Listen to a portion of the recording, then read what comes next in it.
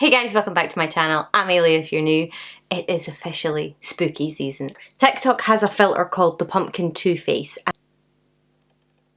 and screenshotted it so that I could show you, but I really like this look and I thought, I wonder if I could do it just in makeup. What I'll probably do is, just before I start, it's got obviously a bare face side. I'll probably do that first and then do the pumpkin side because obviously it's hard because there's lots of like little lines to finish off makeup on this side with lots of little lines to work around. So